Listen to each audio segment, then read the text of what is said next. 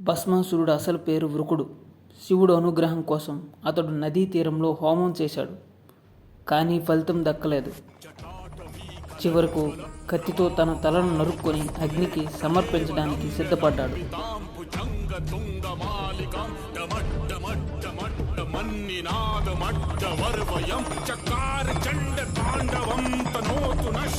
ఇప్పుడు ఆ పరమశివుడు కరుణించి ప్రత్యక్షమై ఏం వరం కావాలో కోరుకోమన్నాడు.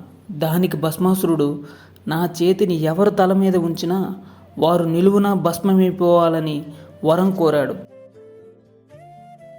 చేసేదేమి లేక ఆ పరమశివుడు సరే అన్నాడు.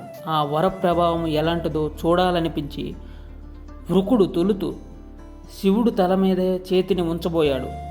పరమశివుడు భయంతో పరుగులు తీశాడు.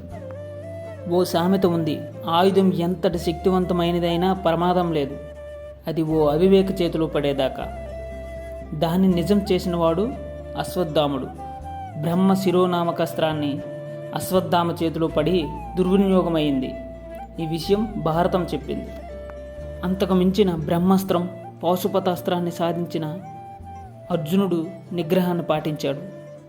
ఆవేశం తాను చెయ్యగలిగిన దాన్నే చెయ్యాలనుకుంటుంది, కానీ వివేకం తాను చేయాల్సిన దాన్నే చెయ్యాలని చూస్తుంది. ప్రాచీన కాలంలో గొప్ప గొప్ప మహర్షులు కఠోరమైన తపస్సు వలన పొందిన శక్తివంతమైన ఆయుధాలు ఈ అస్త్రాలు. అలాగే ఈ సోషల్ మీడియా ప్లాట్ఫామ్స్ కూడా అంతే. ఎంతోమంది కష్టఫలం వాటిని మనం యూజ్ చేసుకునే బట్టే ఉంటుంది.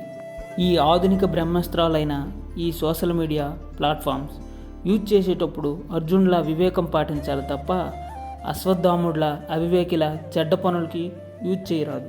భస్మాసురుడు బారి నుండి పరమశివుడిని కాపాడడానికి శ్రీ మహావిష్ణువు మోహినిగా దిగి వచ్చాడు.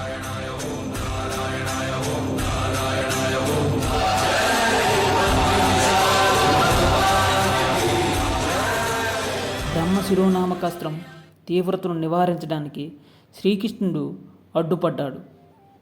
మనకు ఆ అవకాశం లేదు. ఈ ఆధునిక బ్రహ్మాస్త్రాలైన ఈ సోషల్ మీడియా ప్లాట్ఫామ్ నుంచి మనల్ని మనమే రక్షించుకోవాలి. లేకుంటే చివరికి భస్మాసురుడికి ఏం జరిగిందో మనకు అదే జరుగుతుంది. నీ లైఫ్లో నువ్వు అశ్వత్థాముడువో అర్జునుడివో నువ్వే తేల్చుకోవాలి.